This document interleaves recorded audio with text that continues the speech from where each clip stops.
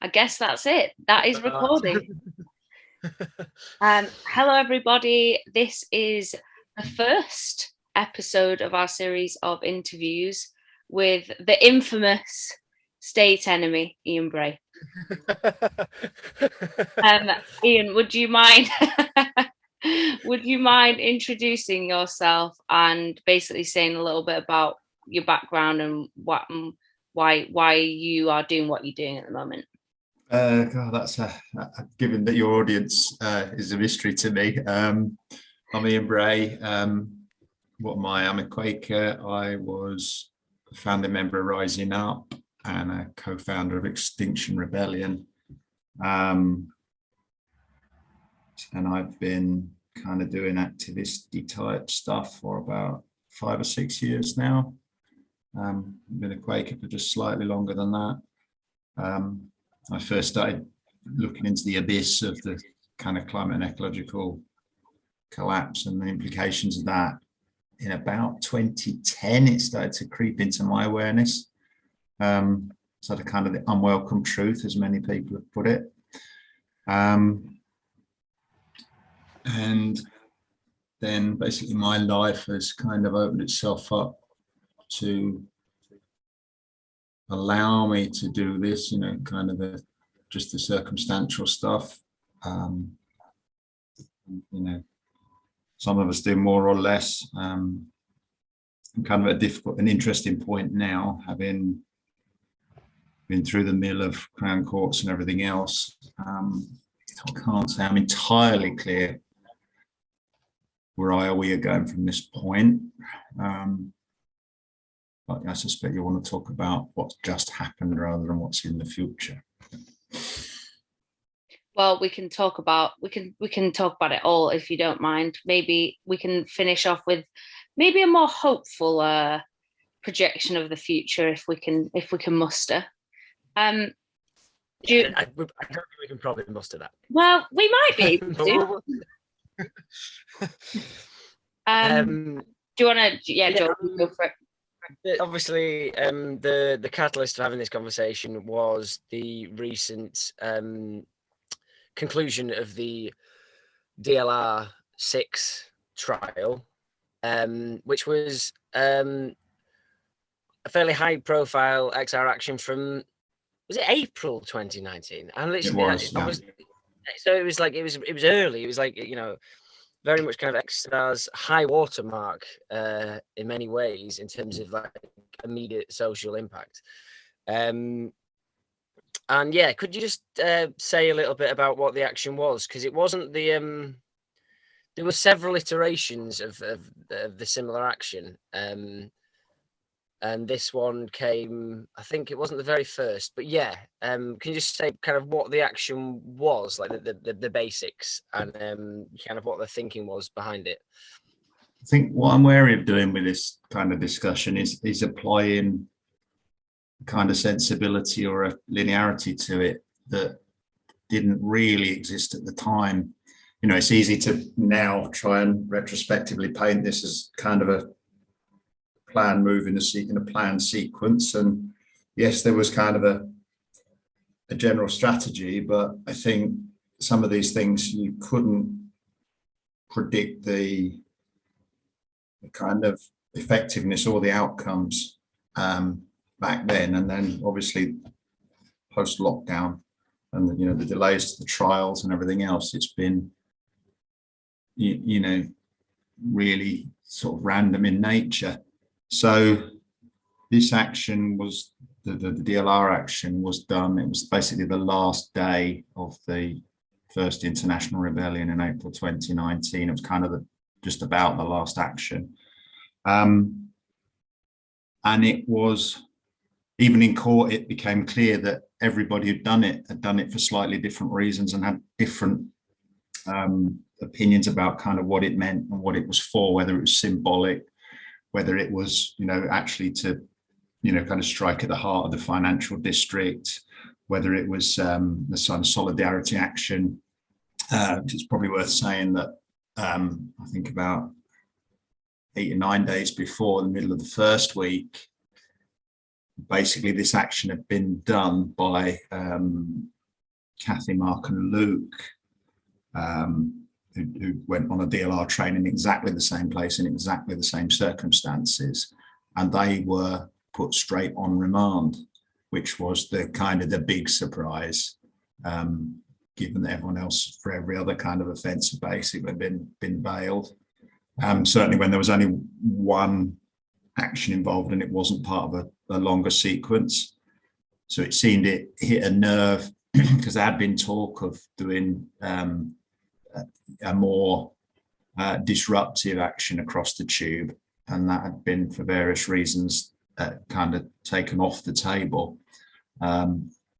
So this one was reduced to symbolic actions. You know, it was like the canaries in the mine shaft at Canary Wharf, and the fact that they'd been put straight to jail. And I think on the day we did it, I think Kathy had been released that day on bail, pending an appeal, and the other two were actually still in prison.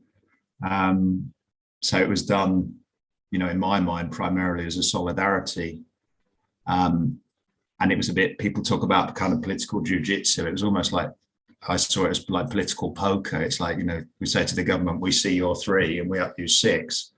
And it was, you know, how that gambit would work. Would they put 6 of us straight to jail?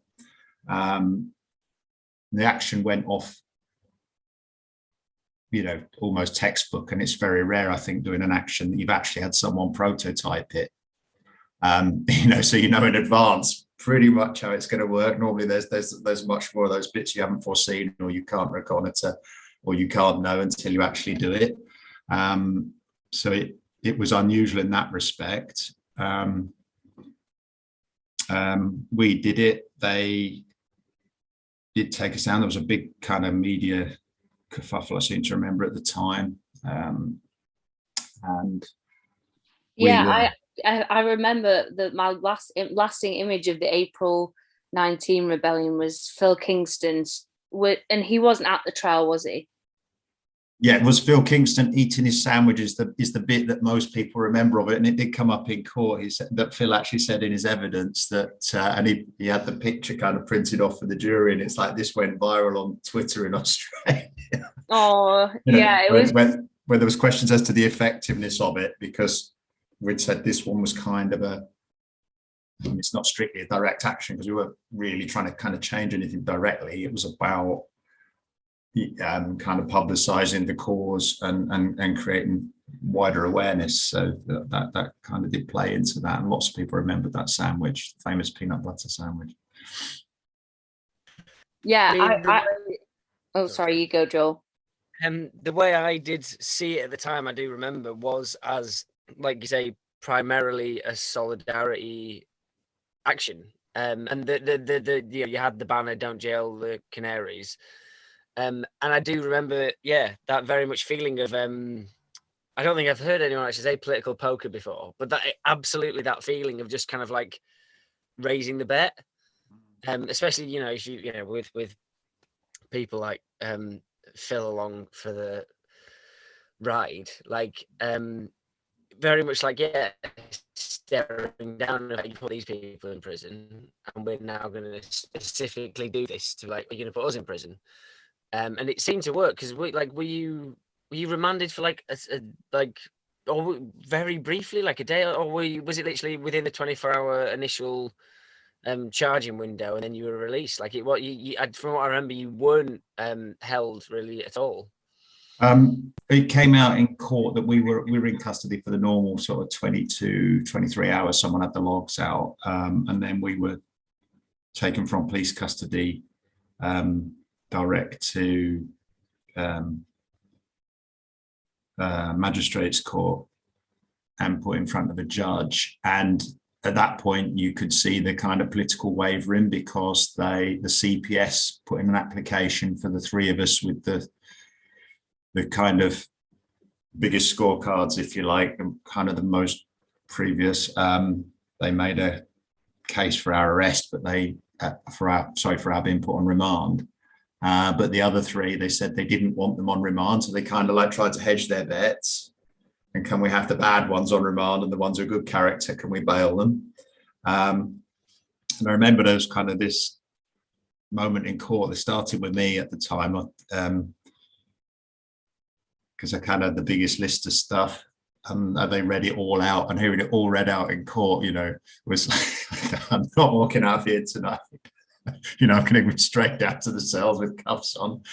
And then it was one of those crazy unforeseen moments in court, because the judge, she listened to all this and she looked at me, and when the CPS had asked for me to be put on remand, and she looked at me and she said, "Mr. Bray," and she smiled while she said it. She said, "That's a very impressive amount of civil disobedience. I'm going to grant you bail." And so then they dropped it for the other two as well. But there was, right from the start, there was no way they were going to put an 83-year-old man in prison.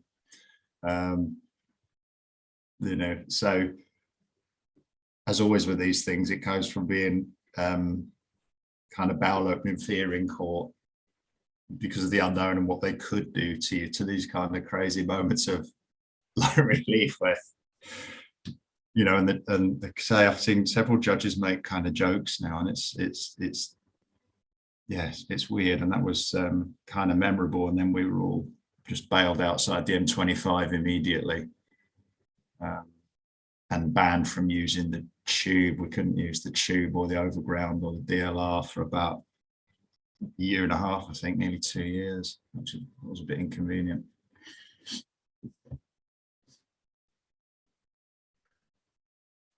Well, I was just gonna add / ask from that, because we've seen a lot of these kind of, I would say, high profile or almost iconic cases go through the process from action to court.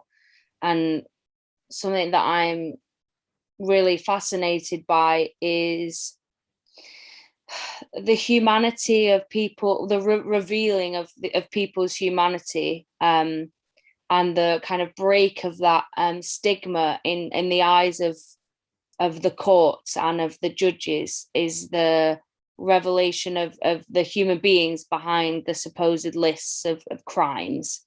And I imagine you're kind of one of those people that people meet and they're like, this guy, a criminal? Or, this person who's, got a history of civil disobedience.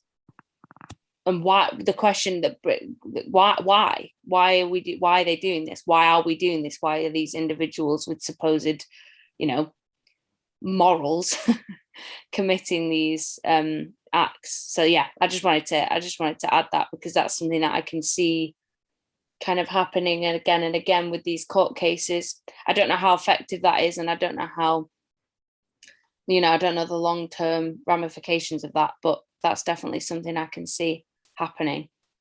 Well, the thing is with that is moral qualities and whatnot, it varies, and there's no predicting when you do the action how the trial will play out.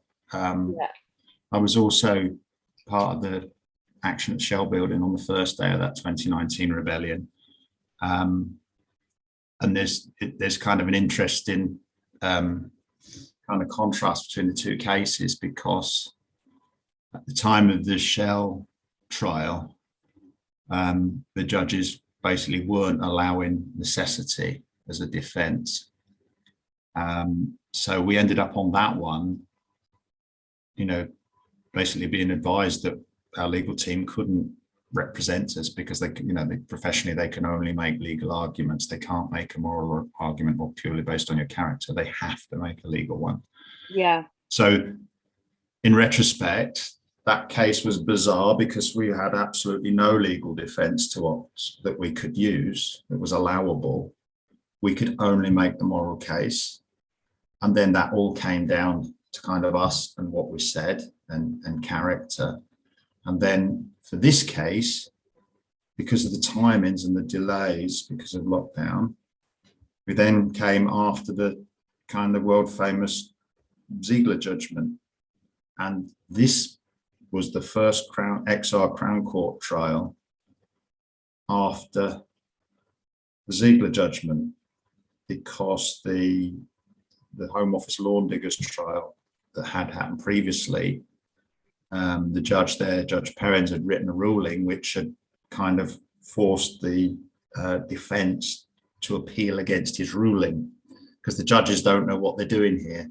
So he came down clearly on the side of the prosecution, so I think deliberately to precipitate an appeal against the ruling on allowable defences. So then the ball fell into Judge Reed's court, and Judge Reed is doing all the kind of obstruction, DLR, Tubi, occupation type cases, and Judge Perrins is doing all the ones involving criminal damage. So then this one came up for Judge Reed, and he would say, I've got no decisions by higher courts to guide me. And basically what happened here was this one became purely a legal argument. And I think I only spoke kind of once for about 5 minutes, if that, under cross-examination. And we had a QC who'd been involved with the Ziegler appeal and the Stansted 15 appeal, I think. You know, our whole legal team were properly versed in this. And they actually ended up more or less advising the judge how the law ought to work at this point with this interpretation. So there were hours of legal arguments, which were really kind of difficult to follow, but really interesting if you could at least see the gist of it. And it came down to whether or not the jury or the judge should be allowed to consider whether what we did was proportional under basically the rights to protest that were afforded by the European Human Rights Act. So it was totally different. And I've sat in groups now I've done support in, I think, most of the XR trials apart from James Brown's.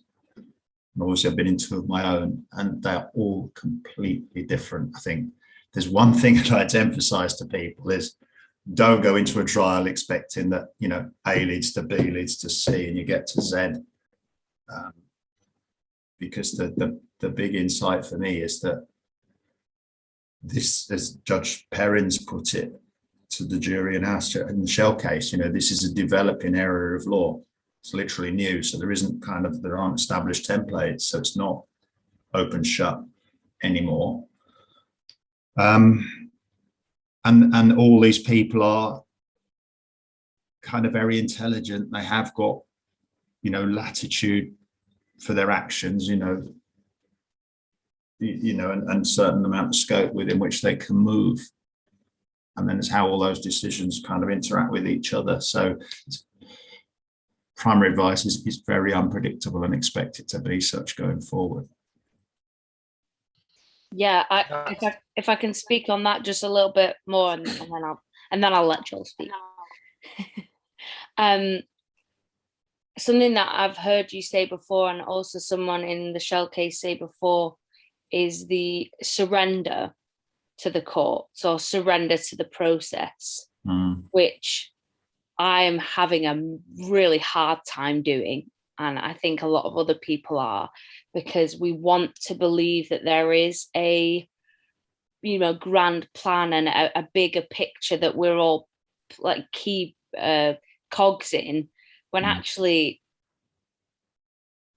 are we? Or, and that desire to hold on to reason, or to hold on to some sense of kind of direction is really, really tempting. And yeah, I think that's something I keep trying to focus on, is the just letting go process, which is all part of the process, and the grief process.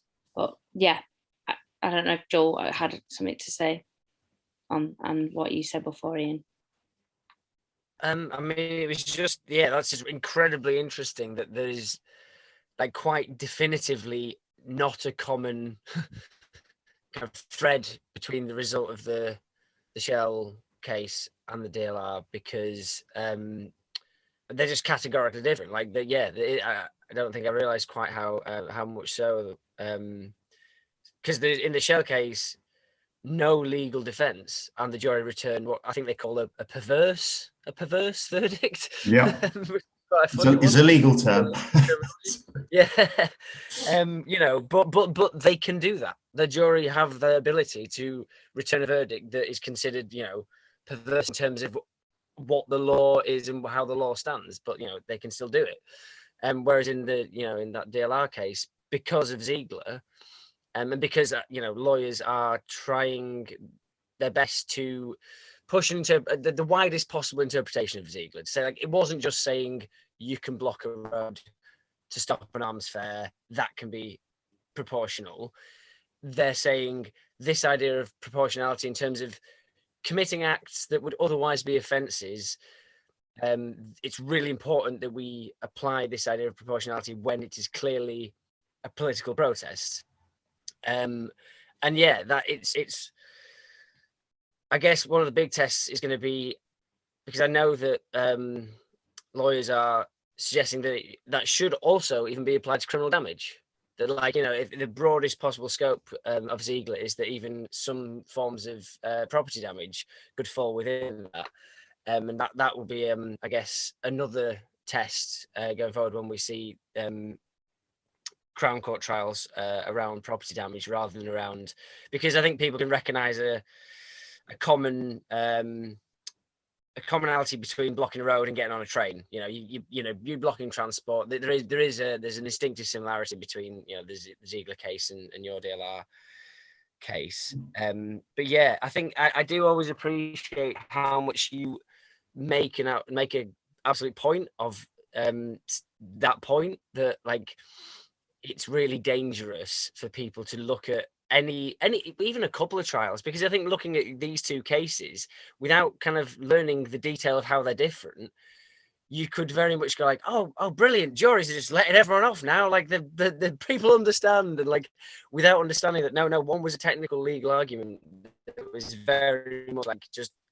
using a recent interpretation of a Supreme Court decision, and the other one was considered perverse and seems to have sent Perrins into a bit of a vengeful like there's been cases since and that he's been the judge in, and he seems to have made more of an effort to make sure the jury don't return a similar verdict. And I just think it's really important, and like Mims, your point, that, like, I think because we want to believe that something's, like, there's a positive narrative that we're taking part in, and to accept that it's what you've always said, it's experimental, it's sort of iterative, and it's unpredictable. No one wants to believe that. This is where conspiracy theories come from, is that people want to believe there's something there's some sort of narrative guiding all the random crap. And I think the same applies to activism. But like you say, it's dangerous, because if people get this idea of, like, well, they did A, so if I do A, we'll both get a B. Like, people can be quite psychologically harmed by anticipating something and then something very different or much worse happening. Whereas if you're going in eyes wide open, it can be very different. I think, though, one thing I'd learned actually from seeing our QC in action with this is how to start separating things out, because he would say to the judge, well, this is relevant, but it's not central. And I think there's a lot that, kind of activists collectively need to get their heads around about, some things are kind of significant or important or of some weight, but it's learning how to find out what that is. And I think the other thing is, in conclusions like this, I think we all need to be careful of discussions like this. We need to be careful of arriving at conclusions when really all you can take is an inference. I'm kind of lucky, I think, because of being exposed to kind of wiser Quakers than me, who would always look at a process of discernment, which is essentially, I think, like accumulating inferences. So there's not this wrong, right binary. And it's about how I don't think of inferences like small brushstrokes being added to a painting to build up a bigger picture and detail. Because after the Shell case, everybody kind of rushed up to us and said, what does it mean? And it's a win. And I think actually viewing it like that is not actually useful. There's not one as they were saying court about the, the nexus between what you do and what you're stopping or which harm you're reducing. We haven't reduced any harm at all, even for going to this length. It's possibly increased awareness, and it's the kind of tenor of the kind of arguments in the public sensitivity to them is maybe different. And I think the other thing to be careful of was this whole, it gives anyone carte blanche to do it. Well, no, it doesn't, because if you want to do these things, you've got to go through the trial process and everything else, which is like not easy. I think everyone I've spoken to who's been involved in trials has said, how hard they are. I've not spoken to anyone who said it was easy and they just cruised it. And the point our QC was very keen to make to the judge at all times through this case was that these kind of things will always depend specifically on the facts of the case. So there isn't a rule. It's like it's case specific, so you can't generalize and say that this type of action is now okay, because essentially what the jury was sent away to decide, and this was the crux of it, was whether it was what we did was proportionate, and it was whether it was proportionate in relation to the crisis we face. And we actually had a statement from Dr. Charlie Gardner in the agreed facts of the case, which I think was kind of unusual to get that in, that this would lead to the death of millions and the displacement of billions, certainly, and in the quite near future. So it came out, that was the juxtaposition. Was it okay to stop a train for 2 hours to draw attention to this that lead to the death of millions, whereas another case, that might not be an agreed fact. And then it might be, is that proportional in relation to something kind of much smaller, because it has to be in the evidence for them to balance it. So it would depend on the kind of quality of the legal representation or the way the kind of action was designed. So there's kind of loads of really nuanced learnings about this, but even then, if you think you've got them, it's then hard to kind of apply them directly to anything else you might do, because everything else is moving on at the same time. So it's it's literally the messy process. And actually, going back to what you were saying at the beginning, Miriam, in your last piece, I've kind of used the analogy to people that this is like the proverbial going over Niagara Falls in a barrel. Once they put the lid on the barrel and you're in the barrel, you ain't getting out till you've gone over the waterfall, and you can't decide at the top, I don't like this, I want to get off. Once you've done the action and the kind of court process has got its teeth into you, it's like a dog with a bone. It will not let go, and you can't sort of cry off for even like humanitarian reasons, your parents are dying or anything else that's going on. You're just stuck in there. Yeah, I've not experienced anything like the feeling I've had, and I didn't realize until I think I was kind of always watching your posts and a few people's posts before the Shell trial earlier this year.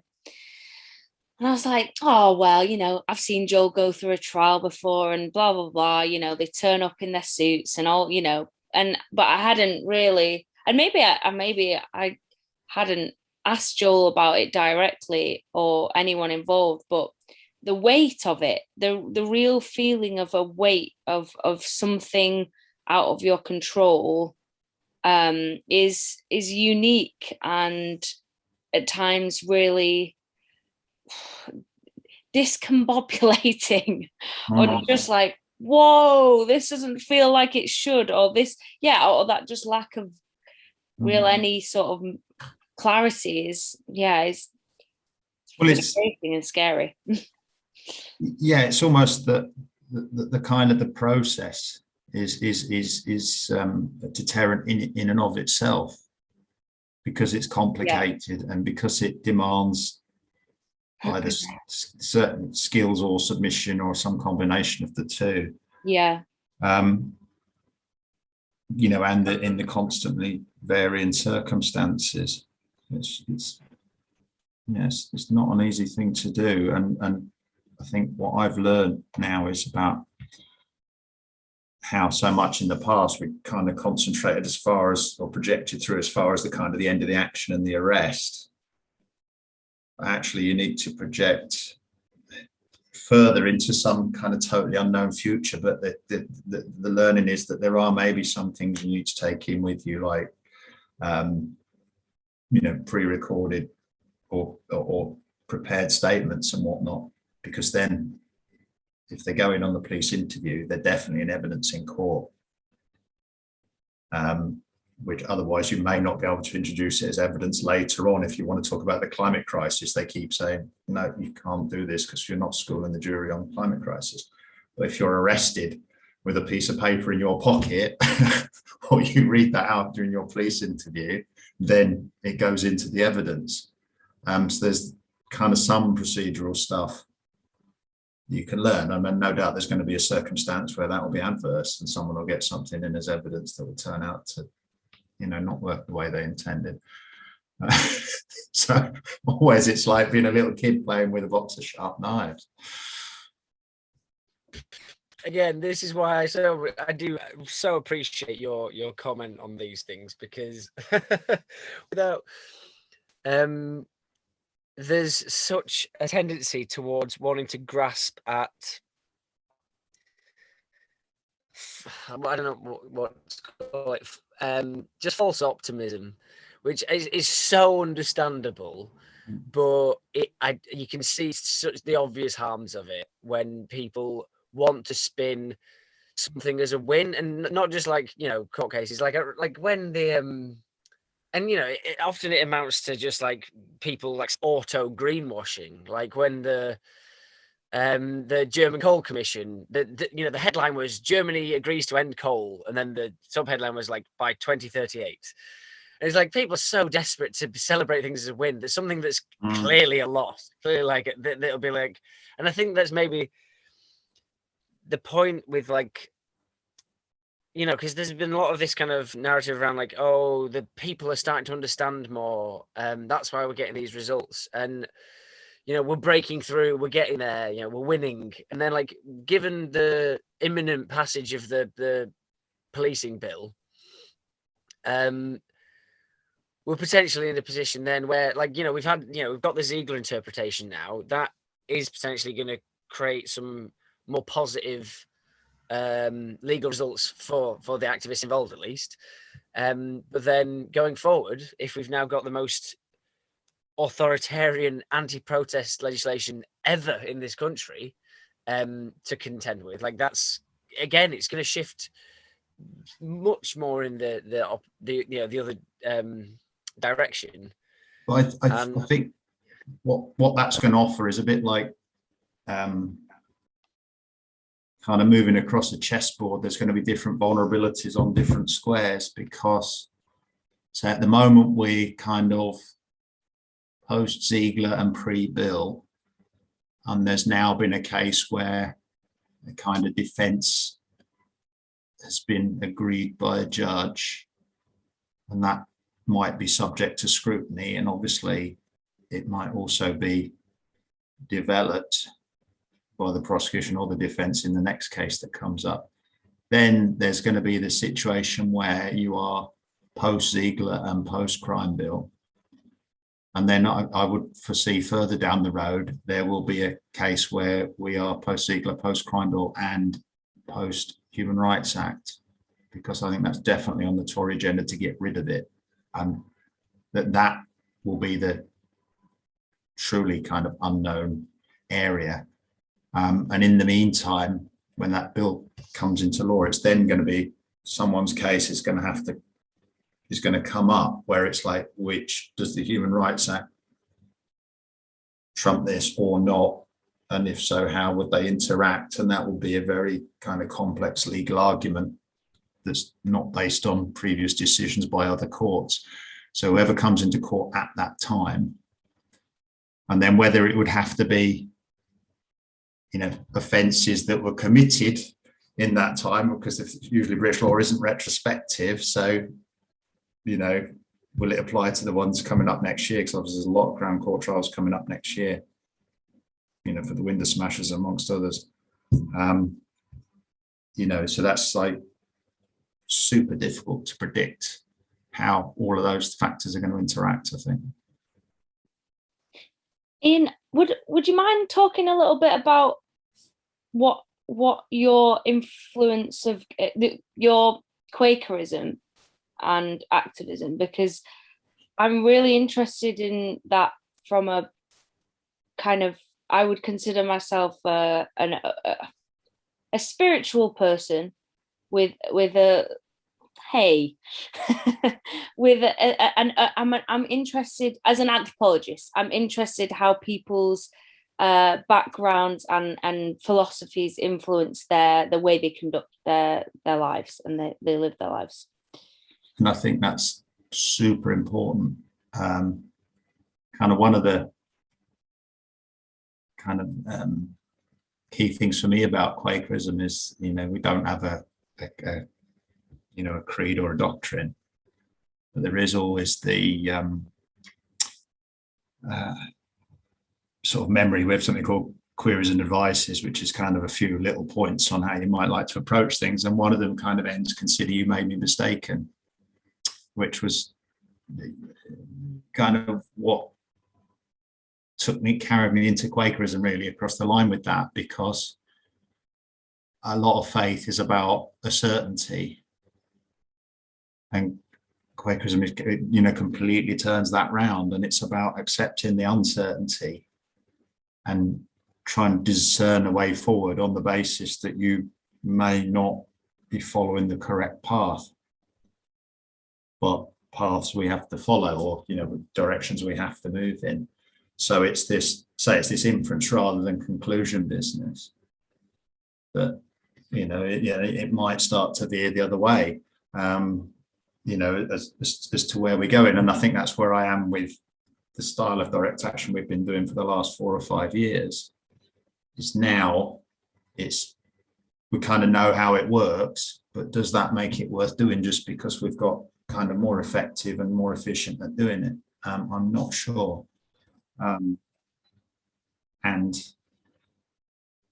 So I'd proceed from that. And also it's a lot about compassion, I think, within the court process.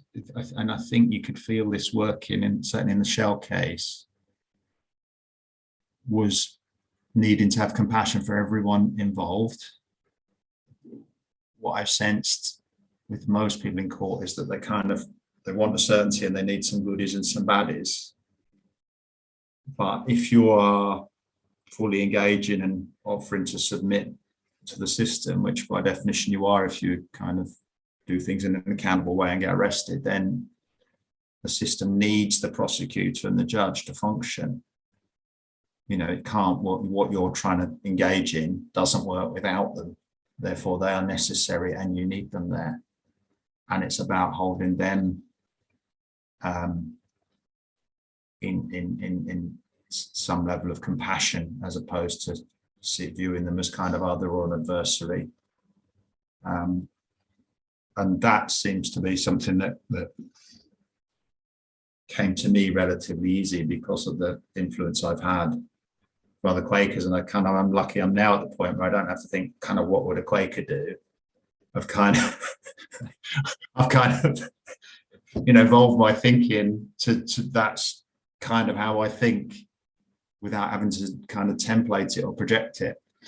And I think that's important to the whole process. I think Dr. King used to talk about it as a slight fidelity to the law, that you go through and accept it.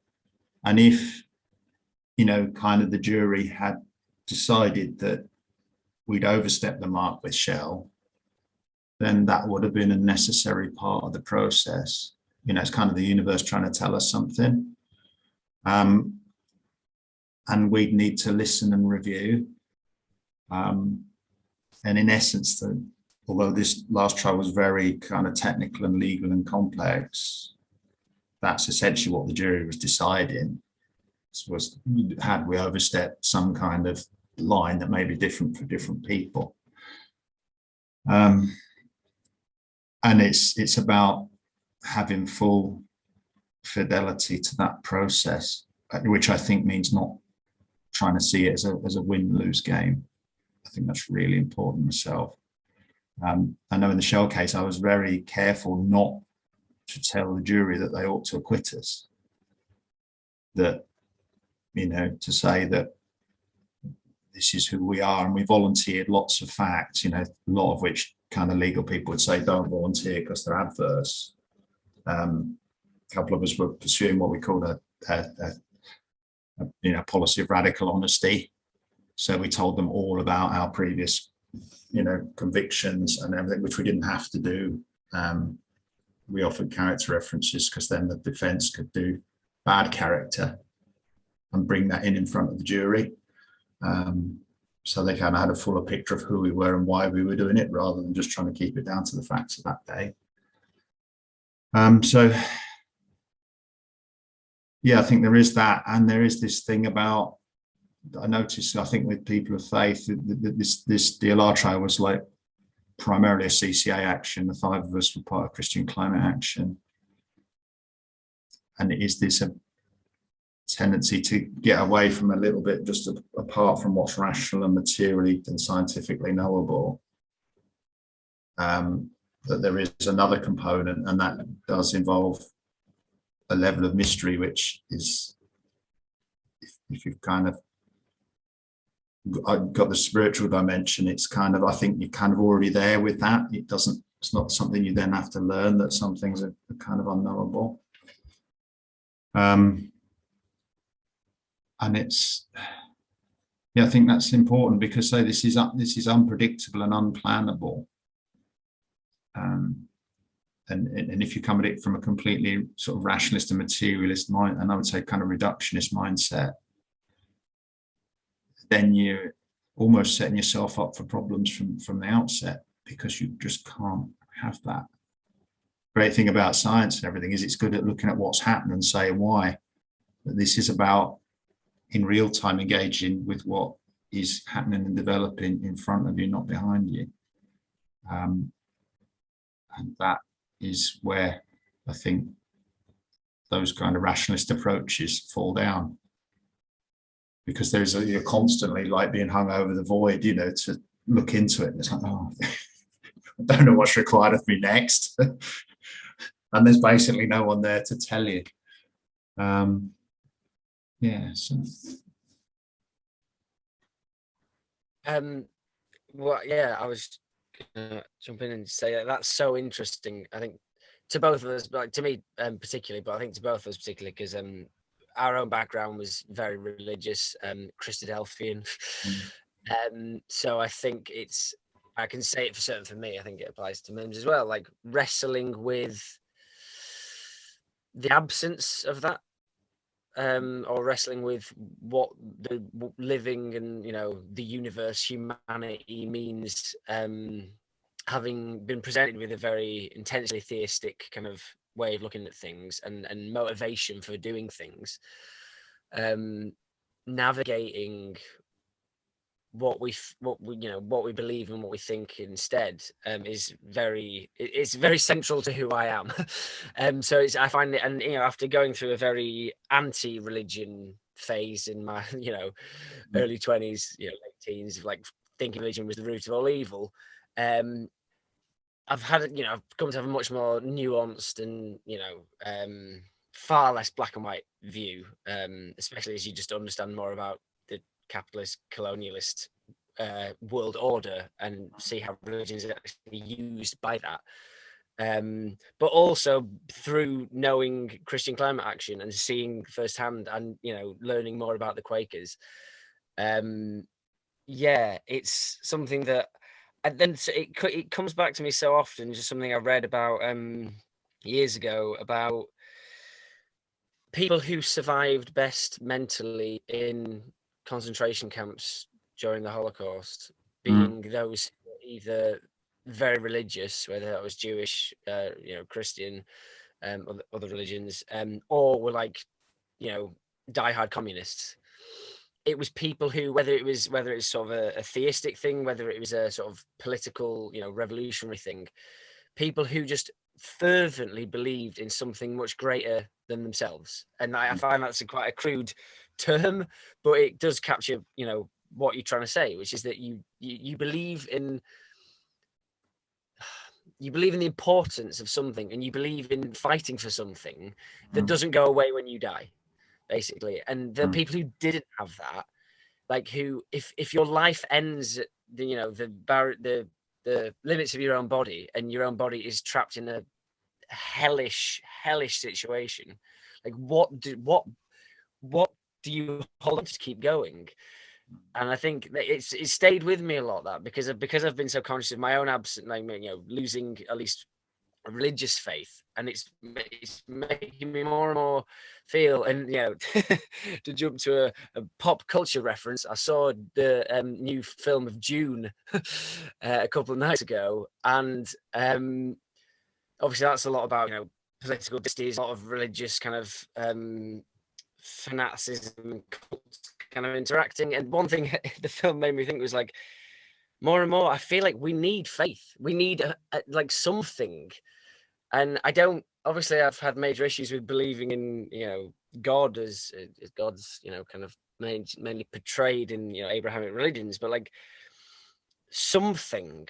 And it's very vague, but I feel like if we've not got something to believe, like something to hold on to, some vision of a better world, some like belief in some aspect of humanity that does almost transcend rationality. And I guess it's strange for me to say that, because I was such a, I think it's interesting in sort of the such division in the co-founders of XR between people who are almost like caricatures of the empirical enlightenment. We've done the academia, and this is we've added A to B, and it's got to be C, and it's so kind of hyper rationalist in how they're approaching what to do in activism. And then other people I know who are involved in the co-founding of XR, who are not, who have this very much more. And I made a face when Miriam used the word spiritual, because I find it's still one of those words from my angry atheist days that I go like, what does it mean? But like, it captures something where you're not. It's and I just think that for me is such a. It's still something I'm constantly wrestling with, but I have come to see, if you take away religious belief and all you leave is a void, I don't think that's a good thing for society. And I think it's very difficult for activists. And for me, maybe that's, I don't know quite what that is for me, but I feel more and more I need some faith. What I would describe it is that maybe you need more inquiry. When I talk to people about spiritual, and I try and sort of frame it as spirituality with a small s. You can be a non-theist Quaker, and it's not about proselytizing or evangelism either. And I think a lot of it's not about faith; it's about receptiveness. It's as Quakers, if you don't, we don't pray. We don't have churches or priests, but also kind of don't pray. You don't ask for stuff. It's more about setting your head to receive rather than transmit. So it's not about, I believe this and I'm trying to transmit it. It's actually, I don't know anything and I'm relatively insignificant and things are very uncertain. And it's a bit like the Hubble telescope looking out into the universe for like tiny little dots and radio signals. So it's being more, open's probably the wrong word, but receptive. And what I notice is that the folk who are very much into the kind of material rationalist sociology always quote Dr. King and Gandhi, but they only focus on the measurable parts. Now, what those folk had was really strong spiritual discipline and engagement. And to look at the movement purely in, rational circumstances, when that was clearly a component of it. And as you've just described, Joel, that was the sort of thing that helped some people, kind of live through the concentration camps of the Second World War, was having something. And to me, it's the main kind of spiritual kind of wisdom that's come to me, is that, you're not the most important thing out there. And I think the Greeks used to say, the kind of definition of a moral person or a moral actor is someone who cares what happens on earth when they're not there. And actually, I think most activists that you meet have this, but a lot of them are going through the anti-religious phase. It happened in my family. And then you kind of chuck the baby out with the bathwater, and it's trying to find the essence of it without the kind of clunky mechanicals, that you have to believe this or say this or, kind of act in a certain way. The Quakerism, it's much more about kind of discernment as the kind of, I like to use it, but it's starting to feel like a cliche. The question is, what does love require of us? And I think kind of most activists are actually doing that without knowing it. That's why they're such great people to be around. But it's almost tainted by we can't go there because it's God bothering and we don't want to do that stuff. And I think there's I'll do some activism, but not that. Yeah. It'll be kind of embarrassing, but the whole point about kind of activism is that when you kind of look into this, it's about stuff you wouldn't otherwise do. I mean, I kind of it makes my toes curl kind of speaking publicly and stuff, but it is kind of necessary at some point. Although someone just described to me once when I was trying to write something, she said to me, what you need to do is show, not tell. So it's not about you ought to do activism like me because it's, I might be wrong, but it's to have a kind of deep level of inquiry and see what that means and implies for you. Have you always been a Quaker, or did you come to it in a roundabout way? So it was briefly, like only a few years before you really began getting into activism that you kind of. Only a year before, but it was the kind of gateway drug, if you like, because the Quakers, as I'm sure a lot of people know, are kind of, significant in the peace movement. And so it was directly knowing Quakers, kind of getting exposed to the peace movement, and then things like the arms fair, the arms fair protests and whatnot, kind of put me in the way of the other stuff. There's actually something in the peace movement. Someone, a chap called Milan Rai, the editor of Peace News, was running a workshop at a camp, which was basically just, you can do activism. Now, previously, I remember in the 90s looking at people down tunnels and, in Twyford and everything, thinking that's really great stuff. But there was no more chance of me doing it than there was of me playing Premiership football or something. I didn't know I didn't know anyone else who did it. It was kind of a niche group that were doing shit, and I didn't know anything about it. And then this workshop was that you could do activism. I was kind of, so it kind of led to certainly significant things for me, and whatever you rate whatever I've done was basically on the back of that one workshop, to basically empower individuals who kind of just don't know where they can go with it, to say you could just do this. And it's kind of learning to give yourself permission and just see the way forward. Wow. a thought came to me when you were speaking, and it was a lot of my, I think I have a lot of shame actually about doing activism from my religious upbringing in a way, through, even though actually I think still in my head a lot of the times I'm like, what would Jesus do if he was alive? And I know what he'd do because it was written down when he was alive. Well, who was alive 2,000 years ago is like, you know, being in the heart of turmoil, or trying to be a presence or a peaceful person in amongst chaos. I kind of feel it is my interpretation of that character. But actually a lot of my worries about what I'm doing and what people will think is actually rooted probably less in the small case or uppercase spirituality, and more the indoctrination or the conservatism and the traditional kind of imposition of religion recently, rather than the actual kind of spiritual side.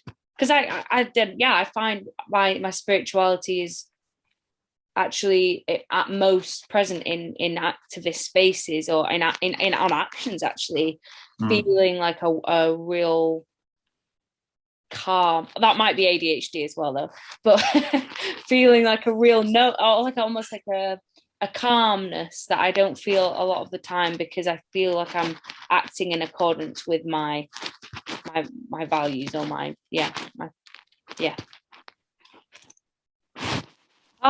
yes. Yeah, I think that's important. I almost had a thought there, and I think it's just escaped me again. Often like this, but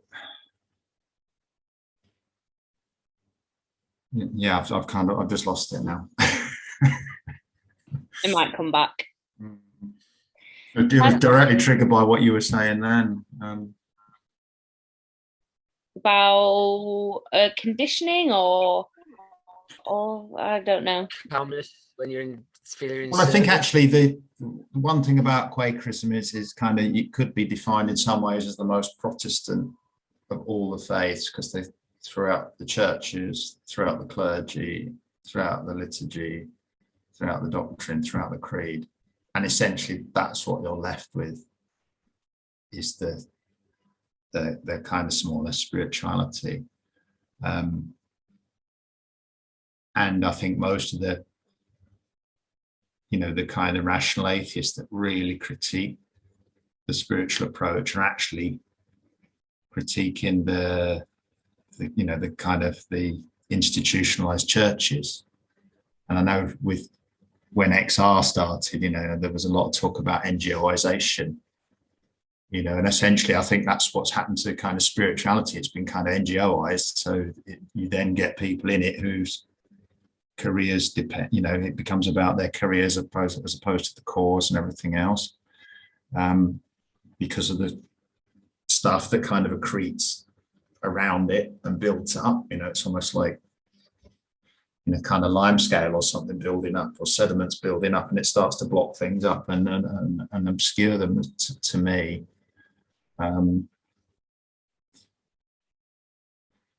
So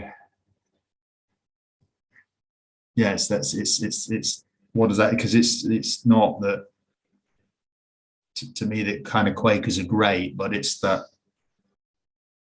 it seems to leave more things open and unsaid, as opposed to we need to get everything written down and said. It's about really kind of what questions do we need to ask, and what's the real kind of part of humility with this, and is it honest? We have something called a process called meeting for clearness, which is basically, if you're thinking about doing stuff like this, it's to sit down with a group of other Quakers and basically kind of cross-examine on, why are you doing this? Is it just your ego? Do you just need the kind of the publicity or the adrenaline and the excitement? And kind of, if it's done well, you get people that ask, really aren't kind of fans, but there isn't a kind of strict outcome that, you know, the church then directs you to do this, but it's the, have you thought about this on your way to you know, to where you think you're going? And having thought about that, are you still going there? And sometimes that makes it harder to do stuff, because it's like, we don't know the outcomes of these things. And that's something we were keen to do in Shella. What I've noticed, you know, we spoke earlier about, you know, kind of superimposed narratives. In the court case, it seems to be like, well, you knew that then this would happen and then this would happen. This, you know, we didn't. It was an experimental iteration, and we were giving it a try on the basis that other practices and other stuff in the past didn't look to have the effect that some of us might want or think is useful.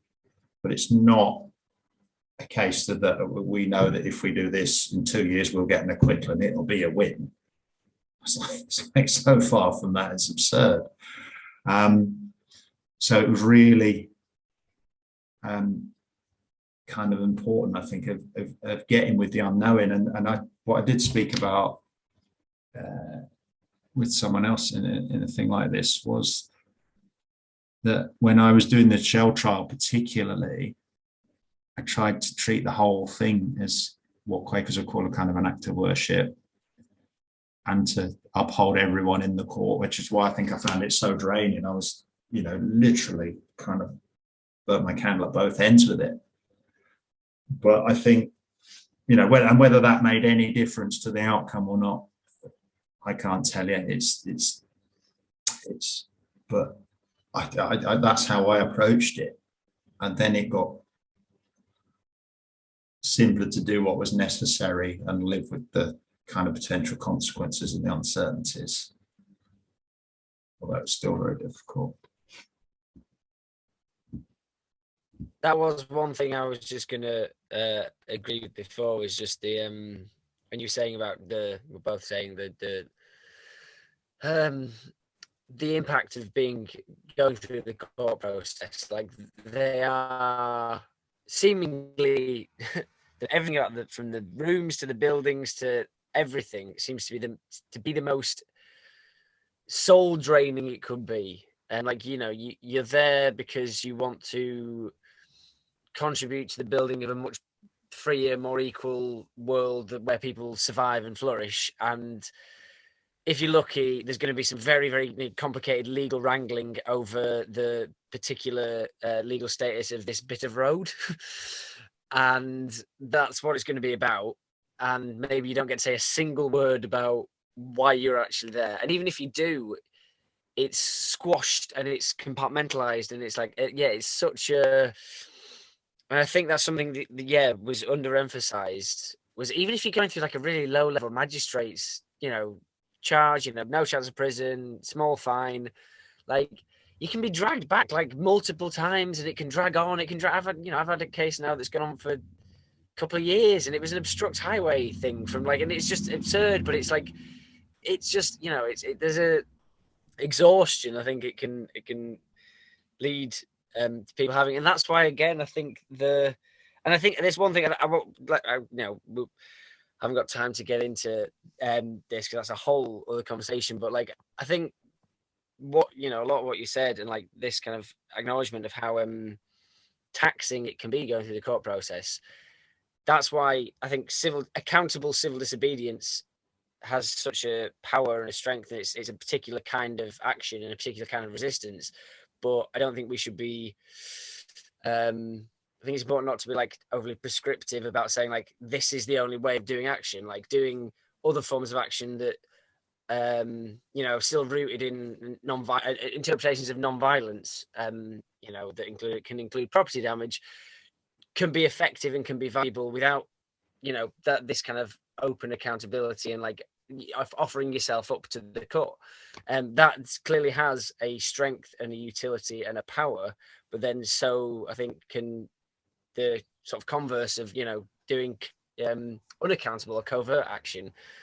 And I think particularly if you are going through this lengthy legal process with all the consequences that comes with, again, it more than ever, like this idea of like having this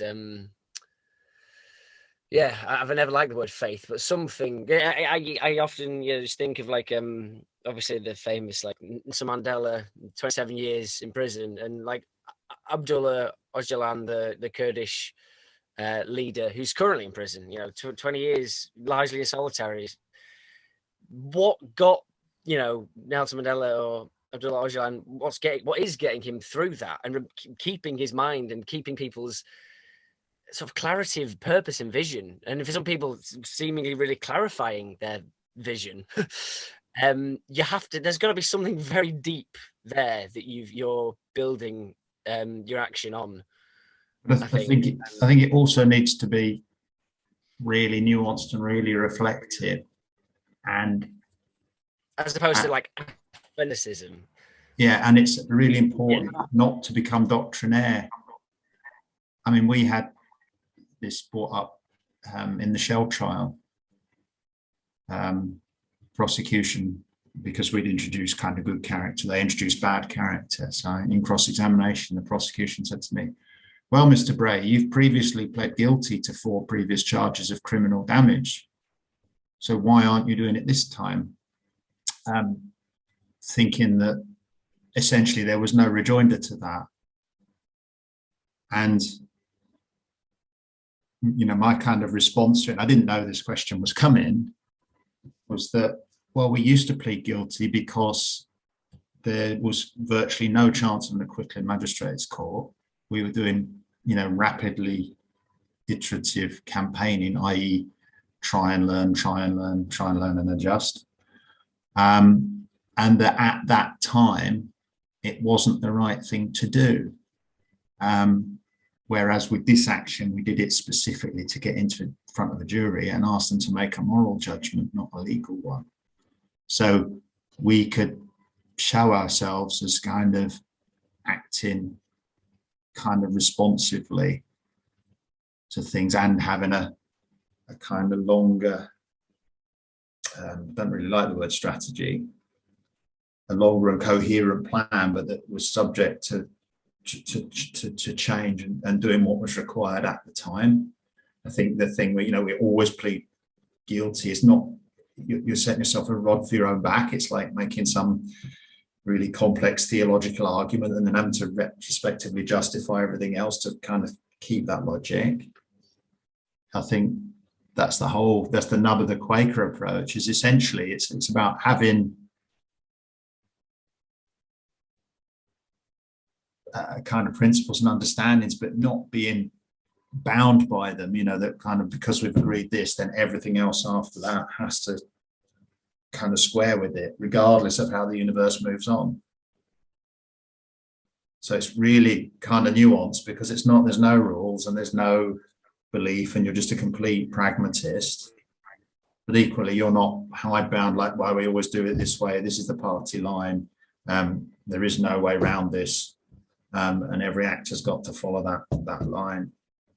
I think that's kind of an important distinction, and it's only something I've seen. That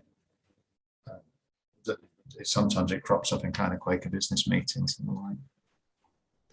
That's really interesting that specific example, just because I'm definitely guilty of being dogmatic about pleading not guilty. For just a very specific example, and I think coming from anti-fracking and then it just being a principle, and it's made me feel physically uncomfortable when people I've been involved with an action with have been planning to plead guilty. And I've weighed it up at times, been like, there's so much practical benefit to this, but I've just embedded this very doctrinaire kind of attitude, and that isn't in service to what we're doing, and clearly it's becoming about ego, because it's kind of like never let them have one for free, and I think that's just such I found that thinking very useful to question that.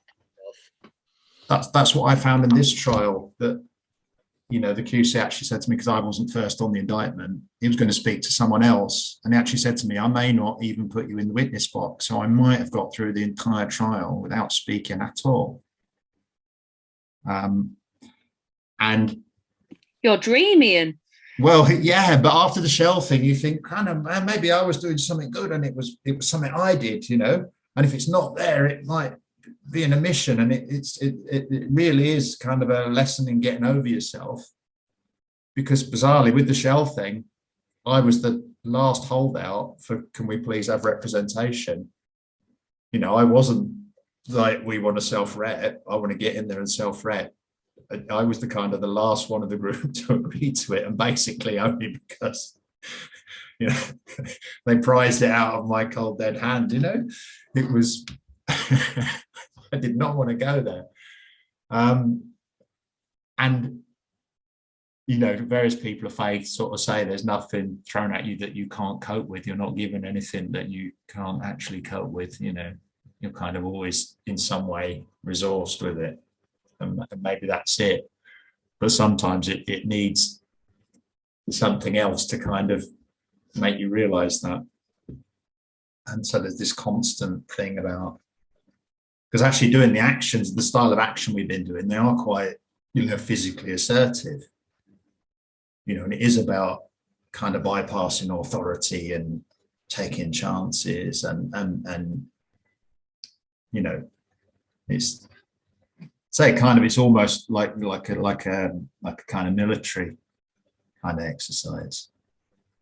And I think that's partly why I can do it, because I spent time in the Territorial Army as an infantry soldier.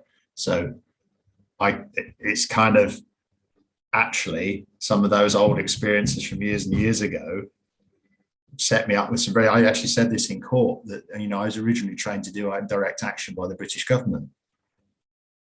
Because what is a military, you know, but a direct action force? You know, you know, go over there and empty that space. Obviously, it involved violence, but essentially that's what it was. And just while we were doing the trial, it suddenly occurred to me that, yeah, I was kind of trained to do this a long time ago. But it's not getting bogged down purely in that way of seeing things. I think I've been kind of actually blessed that to have these odd kind of juxtapositions in my life that, you know, most people would think, oh, how can you possibly be a Quaker, you know, because of that? But, you know, we all learn. And I remember one useful anecdote, I think, was when we used to do peace vigils in Huddersfield, and people would always come up and go, you know, we always say you're non-violent, you know, but what would you do if someone was raping your sister? You know, you'd hit them, wouldn't you? You know, and one of the wiser Quakers, you know, his rejoinder to this was that, you know, non-violence in itself is just an aspiration. You know, only when we've got to the end of our lives could we say we've been non-violent all the way through it, or since you decided to become non-violent. You know, so it's never, again, it gets back to this stuff about outcomes. You know, it's not an outcome, it's a process. And I think that's a really important idea that I've taken, that crops up a lot in Quakerism, is that all of these things are processes, you know, trying to make the kind of world a safer place or whatever. There isn't a kind of a Shangri-La that we arrive at called peace or called the end of the climate and ecological emergency. There's this every day involves making the world kind of less violent and less ecologically destructive. And that it's a, you know, it's a kind of multiple lifetime journey. No one's kids or grandchildren are going to get there either and arrive. It's this, you know, the price of freedom is constant vigilance type idea. And that was always comes through to me really clear in a lot of Quaker writing and stuff, is that how it's thinking about process and not outcomes, and how you engage with the process whilst letting it. So it's quite close to Buddhism in some ways, that you kind of lose attachment to outcomes, and because you know, we're kind of not in the future, we're here. The process is here, so it kind of fits, you know, because I found my way into Quakerism through Zen Buddhism in some ways. So it kind of actually dovetails with that quite nicely, but from a kind of, you feel like an English indigenous interpretation of those kind of things. So it makes it easier to understand the kind of Eastern mysticism that's coming from somewhere slightly different. but most of the themes are very similar, I think. Cool. I have really, I can see Joel's enjoyed it as well because he's got that like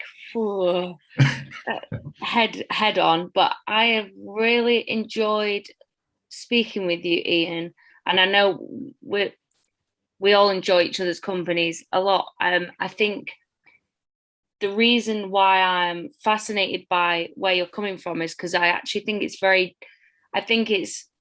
very different from where I'm coming from. The idea of not having an outcome or not looking towards something, a utopia or a kingdom of God or a kingdom of heaven, the idea that this struggle doesn't produce an outcome or an end goal is like excruciatingly painful actually to come to face that. And obviously like is linked probably with my transition in faith or transition in conditioned kind of indoctrination, I guess. But I'm a little bit conscious of the time, and also because we could talk all day, and I would like to, but I think for the in the interest of maybe not summarizing, but maybe looking to, well, what are your next steps, if you don't mind me asking? What is your interest at the moment in the world or in activism or just anything? What are you having for tea? In short, I don't know. It feels like it needs to be something different from what we've done, but I don't know what that is. I've also realized that I actually only kind of have ideas kind of essentially hanging out with people like this is when they kind of pop up in my head. So there needs to be more of that. And I think what a lot of it is if you is holding heavy things lightly, that you can't, it's like not taking yourself too seriously. You kind of, if you kind of have some faith thing, it's to kind of actually hold it quite lightly. And my idea of hell basically is being in a room with like-minded people, because that can only lead to groupthink and kind of backslapping. And it doesn't matter what those people are or what you all agree on. If you're always in spaces where everyone's in agreement, you ain't going anywhere. So it kind of needs the kind of the awkward squad. And I think that was in the early days of XR in particular, and certainly in Rising Up, that was one of the things that happened. It was small enough that it could keep the kind of people who were quite kind of polar opposites in some ways in the same space. And then as XR got bigger, it was like an expanding universe where kind of all the neurotypicals went one place, and then all of us who are neurodivergent went somewhere else. And it almost like a distillation process. But I don't have enough understanding of kind of organizations and things at how you would work to keep those people together rather than they kind of silo themselves out with like-minded folk. So no answers for you, really. I really don't know if I heard it right, but did you say the awkward squad? Yeah. I love that. It comes from somewhere. I can't remember if it was about Quakers, but it was like, just the awkward squad. It's always the ones. And, I know me and Simon have kind of been told off on social media before for kind of not doing the XR party line, for saying that, maybe we need to actually think about this. And it actually hurts some folk, and in a sincere way, it causes them cognitive dissonance. It's like, I've got onto this XR program and now you're criticizing it. But the second you stop becoming in business school, I used to call it like a reflective practitioner. You kind of, if you're not constantly doing that, you essentially going into one-man group thing, where my ideas are great and I don't need to question them anymore. Second, you've done that. And I think that's one of the drawbacks of kind of a lot of faith paths, is they tend to say, okay, well, once you've kind of found it, you've got Shangri-La and you can stick with it. But it's about, actually, you're not stuck with anything, but living with that is sometimes, like looking into the void all the time. I mean, it's what's maintained my rock solid respect for, or not even just respect, but just deference, I guess would be the word, for a lot of yours and Simon's thinking, because of the absolute willingness to criticize the party line when you were instrumental in creating the party. And like that just, it has seemed so important. And I've been so conscious of the people who, again, no one's as zealous as a convert, people who've just bought into it so fully that then they're just not even able to kind of, and again, just so dangerous. And yeah, it's so much respect for for you and what you've done individually, and obviously what you've contributed to. And yeah, this conversation has been more profound for me than I was expecting, in a way, because underneath, the wrestling with the ecological horror show and the monstrous world order we live within, underneath all that is, for me, wrestling with the existential questions of meaning, like the kind of, even if we achieved a utopia, we're then going, what's the point? Like, and I think, yeah, for me, that's so wrapped up in it all, and I find it very I get so much out of engaging in conversation with people who are engaging on that level as well, and or drawing that level up into the levels of more praxis. And thank you so much for having this conversation. I think it's more has come out of it, and more complexity around these ideas than just like, you got on a train, what was that like? So yeah, massive appreciation. Just got to keep these conversations going, I think, with people who've had experiences, and drawing out the kind of lessons that aren't the sort of cheap throwaway lessons that people maybe want to project onto some of these things. So thank you. Should we finish with a song? A hymn? We don't do hymns either. I think I have to. I don't know. Quakerism just seems like this the salve for my wounded like spiritual psyche, that like this obsession with outcomes. Like, if your big outcome is getting into the kingdom of God, and then you think actually that place doesn't exist, you're left with a pretty big hole of outcome orientation. And like, that's why for me, I feel like I have to believe in some sort of communist utopia being, because that's what I've filled that hole with to some extent. And like, learning to let go. I think that's the a bit more like, maybe that's the conclusion. Like, if I say we need a simplistic conclusion, maybe it's that. But it's about having compassion for yourself, and to realize that we all go through these journeys in kind of a patchy way. So I didn't have any of this wisdom kind of 10 years ago. And I'm not even sure it's wisdom now, but it's kind of, I have come to understand things differently. And it is about realizing that a lot of other people on that journey, and they're not all at the same point as you are. And they kind of move at different rates. It's a bit like, kind of multi-lane freeway, the cars kind of pass each other because you're kind of moving with the flow of things, and it's inconsistent. It's not kind of uniform. So that would be my thing, is about having compassion. So thank you. That's a good one. And I'm sure we will have a chat, but I'm gonna finish the recording. And again, thank you very, very, very much. And hopefully there'll be more of these interviews, chats, I don't know, vision boards in the future with other people. We've got to have a variety. So they're not all going to be this enjoyable, although maybe they will be, because we'll be learning different things. You feel the discomfort, that might be a good thing.